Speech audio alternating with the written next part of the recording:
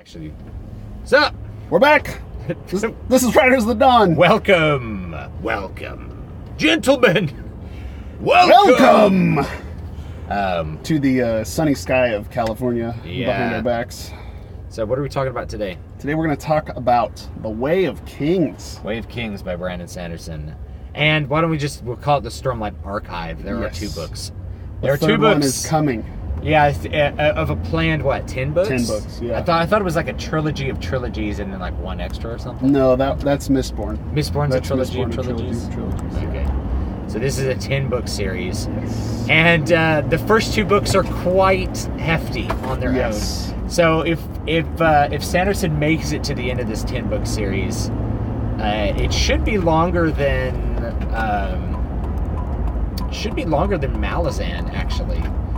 Which is saying something, because that is a long series in terms of page numbers and word count. Well, and it depends too, because it could very well be that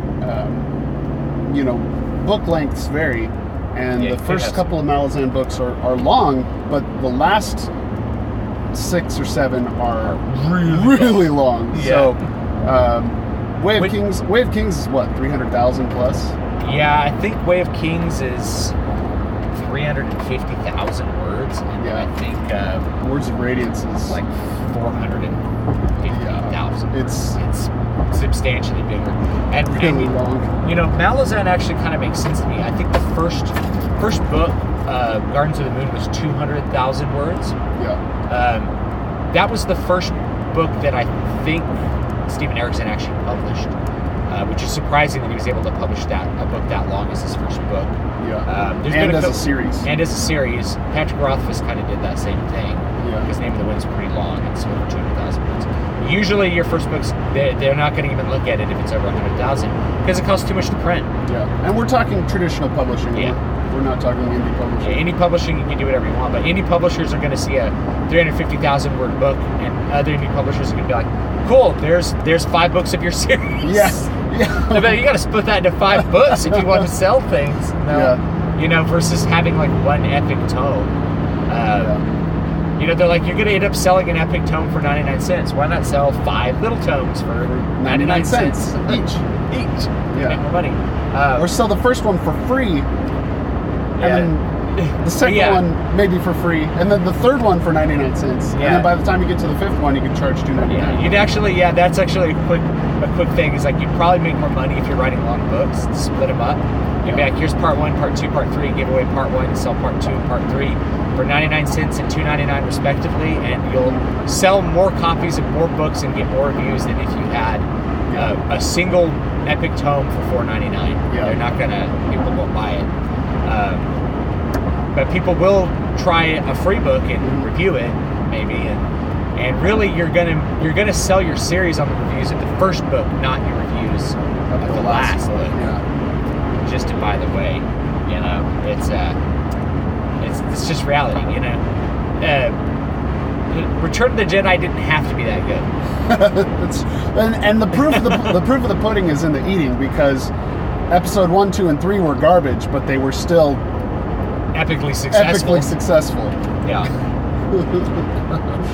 So it's really about, if you establish the series right, then people are going to stick around for a long time before they abandon what they've invested in, especially when people invest in. Anyway. So Brandon Sanderson. Let's start about Brandon Sanderson. Way of Kings. I picked up Way of Kings after I had just finished Mistborn, and it was when Brandon talked about it, he talked about it being his personal Wheel of Time. It was the epic fantasy series that he wanted to write since he wanted to become an author. Yeah. And he was finally putting out this first book.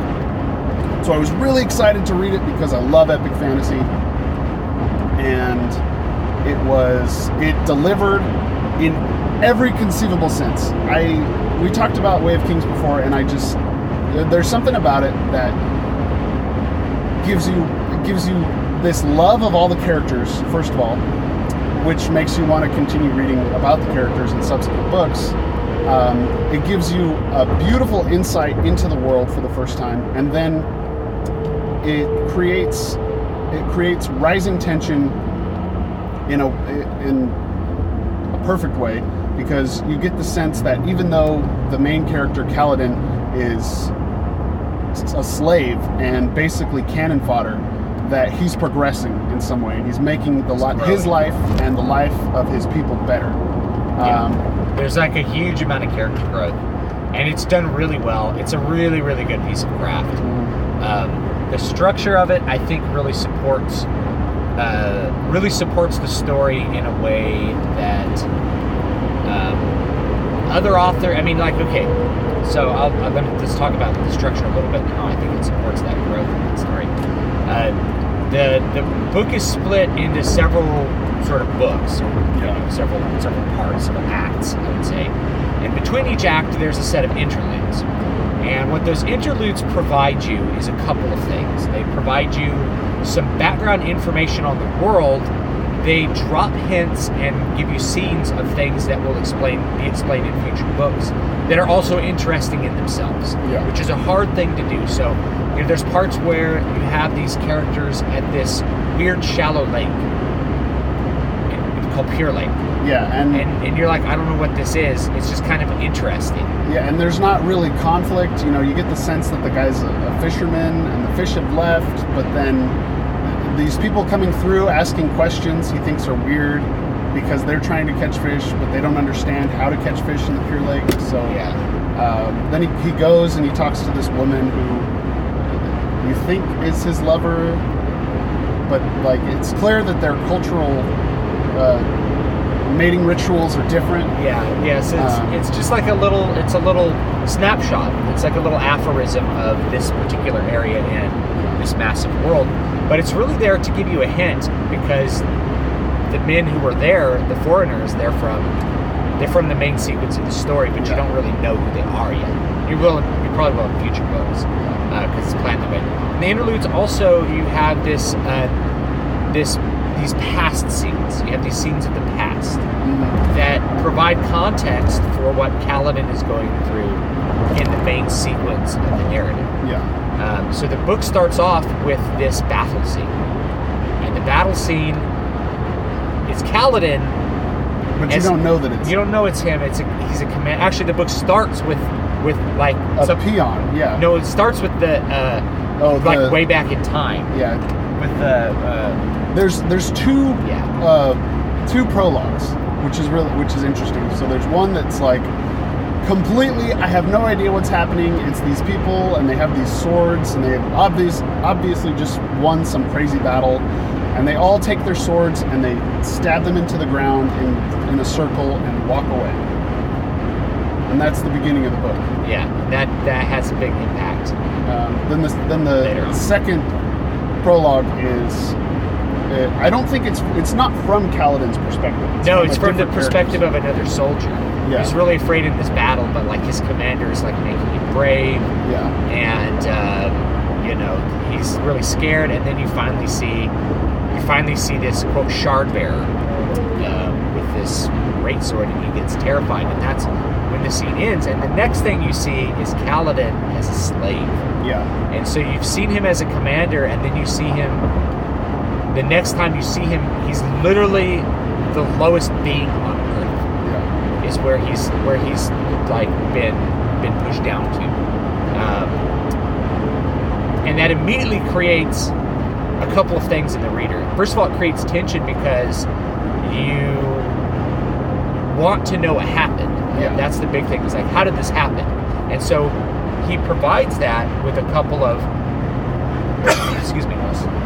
couple of these interludes dropped in to provide some understanding of the background, and you finally understand how it happened at the end, and like the great horrible mistreatment he received that's none of his fault, and why he's so vengeful. Yeah. And you see what's great is it starts with him as being a noble hero, and then it really starts with him being a slave. So you see this juxtaposition of social status. And then at the end, when it's revealed how that finally happened, you see that he has always been honorable, and it was in fact his honor that that made him a slave in the first place. Yeah, and that he was. It's like it's a martyrdom. Yeah, and martyrdom has a, and I know that might be like a hot word for some people, but martyrdom has a particular emotional effect, which is you are punished for being righteous. That's martyrdom. Yeah. That you're punished for acting with righteousness and for acting with what you view as proper ethics. That's really martyrdom. And so Kaladin is in essence martyred for his honor and his acting forthright by people who view the end is always justifying the means, and Kaladin's always obsessed with means, which comes into play in the second. At what cost? Yeah, he's always consumed with acting honorably, not sacrificing his means to an end. And there's a juxtaposition in the book. So a little bit of background on the book. There's a social separation between people who have light-colored eyes and people who have dark-colored eyes, which is Brandon Sanderson's way of creating racial tension. Then there's literally a race of servant slaves in it as well, called the Parshmen. Which you come to find out are also the race of this enemy that they're fighting. Yeah, and it becomes a thing, basically at the end of the second book. And then there's the magic. There's a couple magic systems that are involved. There's these basically magical fairy creatures that people just ignore because they're part of the world, called Spren.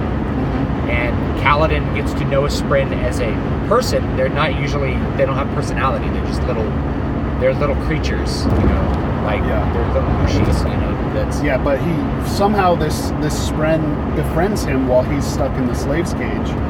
And at first it's just like swirling around him and won't leave him alone, and then eventually it becomes more corporeal and they can talk to one another. And when he's finally sold off to the military encampment, that's when this Spren takes on a life of its own. It begins to have personality. Yeah, I don't remember her name. Really important character. Yeah. Though. And it's kind of, I don't know, it's kind of like Puck from Berserk. Yeah. It's kind of like he combined, Mushi, the concept of Mushi, hidden life, with Puck from Berserk, and then you got the Spren that was Kaladin's friend. And she works kind of as comic relief, kind of like Puck. Yeah. I don't know if you guys read Berserk, but read it. We'll do another one on Berserk. We should talk about Berserk. Yeah, we'll talk about Berserk on another show. That ends up she ends up kind of guiding him on his character growth to become someone from somebody who's completely suicidal and dejected to somebody who has a reason to live and has a purpose and is able to achieve greatness. And is looking to regain their honor, because that's Kaladin. Yeah, and he has a slave's brand on his forehead, which basically is a signal to everyone that he has no honor and he's worthless. Yeah. So externally he has completely the appearance of a person with no honor or worth. Yeah. But he feels that he has honor and worth inside of himself. Yeah. That's what his character growth is really, really about. And I think it achieves it pretty well. There's a discovery of a magic system in that first book as well. Mm-hmm. So there's a magic system where they're able to sort of transmute things from one substance into another using, this magic that they gather through crystals from their storms in their magical land. Right. They have this storm-swept land where basically these massive storms will come in and just destroy everything. So you can only live in houses of stone. It's constantly silting mud on everything. The grass sucks down into the earth to protect itself. Yeah. And the animals are mostly bugs. Yeah, it's really cool because Brandon Sanderson created an entire ecosystem. It's not like there's just Earth beings in this plane of existence. It's actually, because the climate is so much different than Earth, the plant life has evolved differently as well. It's definitely a cue from good traditional science fiction. Yeah. Used in a fantasy setting, which is if the world is like this, what are the consequences of it? What does it look like? So, especially the evolutionary consequences. Just as an example, I wrote a book called Prophet of the Godseed. It's free today still. Give you the plug. Yeah. Give you the plug. It's free today. And can we stick something under the camera to keep it from just like walking about so much? I'm afraid that's going to like hurt our viewer experience. Anyway, so the planet in that particular story is tidally locked with its star, which is something that happens to any planet that doesn't have sufficient density of its own. It becomes tidally locked. That means just like how the moon, there's one side that's always facing Earth. It's called tidally locked, and Mercury is tidally locked with the sun. So this planet, because it doesn't have as high a density as Earth, is tidally locked with the sun.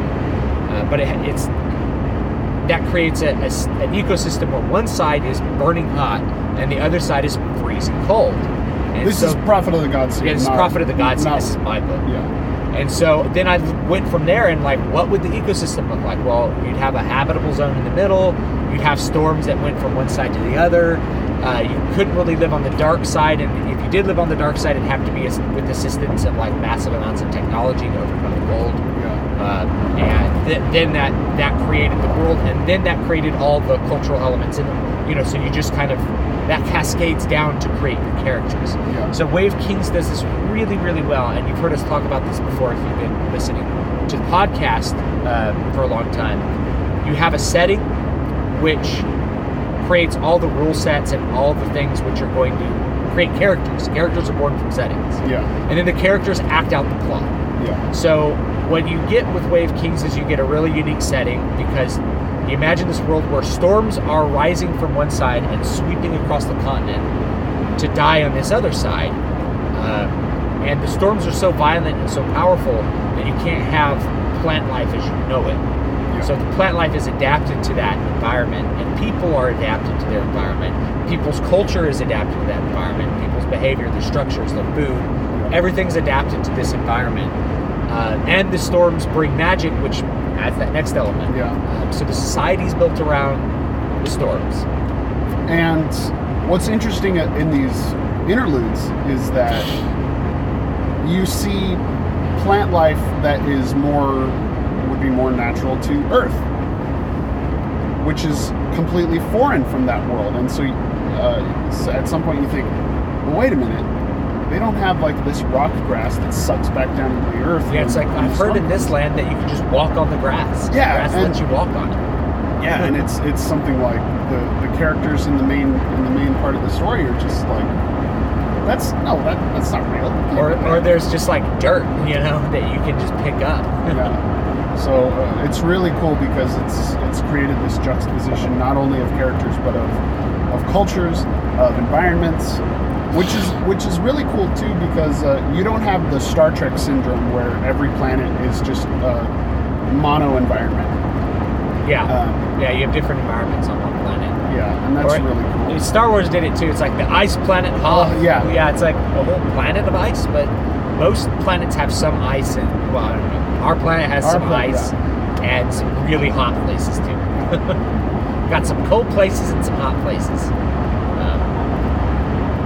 So yeah, I really, and then from that world, the culture of the societies emerging from the societies, the characters are born with all the biases that are inherent to their station and the society that gave birth to them, which in turn creates all their motivations and limitations for the way that they exercise the plot. You know what we didn't do?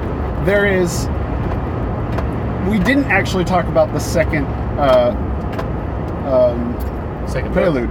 Oh, the second prologue, which is this assassin. Oh yeah, okay. This is I talked about this in a video last year.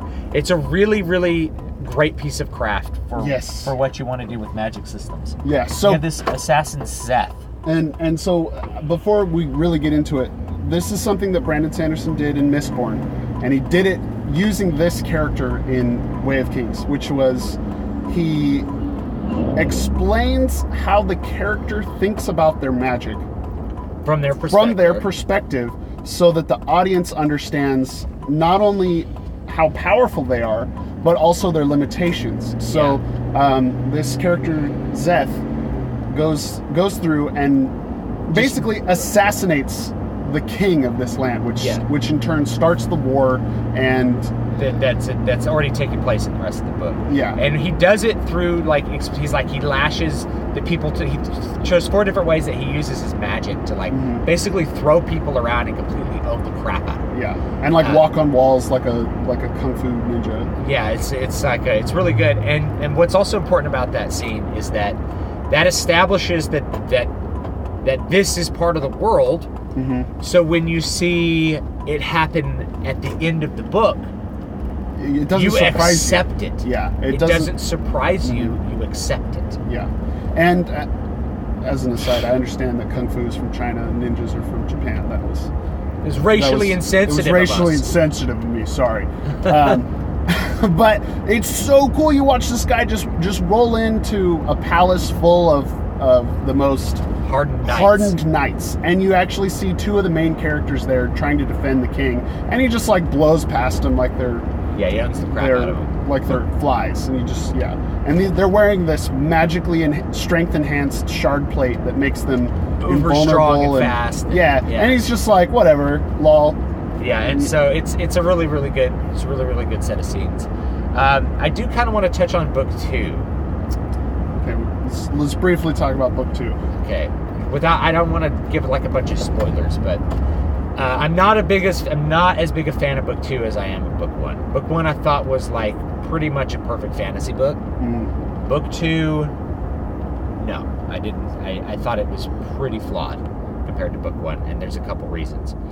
If you look at book 1 is about this great character growth of not just Kaladin, but also Blackthorn, who's another important character, and it's just very, very effective in creating that growth and executing the plot, so that there's a big ascension at the end of the book, and the character's growth is able to make a meaningful change in the progress of the plot. Book 2, it feels like he starts over again. Yeah, book 2, it feels like he starts over again. He contrives the scene that basically puts Kaladin in jail, and Kaladin acts like an angry child for most of the book before realizing that he needs to be honorable, and that's what he was going for. Was Kaladin has to realize that it's his honor that makes him powerful. It's but he realized that in the first book. He realized that pretty much in the first book, and so it's just a bunch of characters doing nothing for 3/4 of the book, standing around talking. Trying to set up duels, training, having a duel where nothing's resolved, and then the duels. Some of the duels are kind of interesting because they're always having these honor duels. You have this character Shalyn, who we haven't talked about. Is the female protagonist of the series. She's more of the main character in the second book. Yeah, and so her journey is more interesting, and Brandon Sanderson does the same exact technique he did for Kaladin in the first book. He has Shalyn growing, because from a timid little mousy girl into a more powerful woman capable of operating political machinations. Yeah. And you have a flashback that finally reveals why she's kind of so broken inside. Yeah. And also kind of on the run. Yeah, and kind of on the run, and it works. Yeah. It mostly works. However, there's still a huge portion of the book that's spent sort of waffling about on whether Kaladin is a good guy or whether he's just going to rot in jail and this kind of stuff. And it could have been done with probably a lot less words. If he had cut it down to the length of the first book and just sort of condensed a lot of the scenes into each other, I think it just would have been probably just as good. But unfortunately, it falls short. Basically for that reason, is that he backed up too much and didn't. The whole point of you develop a character in the first book, so that then the characters can begin acting in the second book. Yeah, that's sort of what you want. Is once you have a character power up, you want him to act. You don't want you don't have Goku power up and then go, wait a minute, and get rid of his super sentient hair and be like, wait, let me do this again. Yeah. Yeah. You know what I mean? So it's I think the book is still great, the story is still great, but it is definitely not the first one. Yeah, it's not as good. It's not as good as the first one. But it's one of those things, you establish audience in the first book, and they'll stick with you for quite a while. Yeah, because I guarantee you, I already pre-ordered Oathbringer. Yeah, we'll end up reading the third book for sure. Yeah. Anyway, we're out of time. You can find me at dvspress.com and davidbstewart.com. You can find me at matthewjwellman.com, and we'll see you next time. All right, later.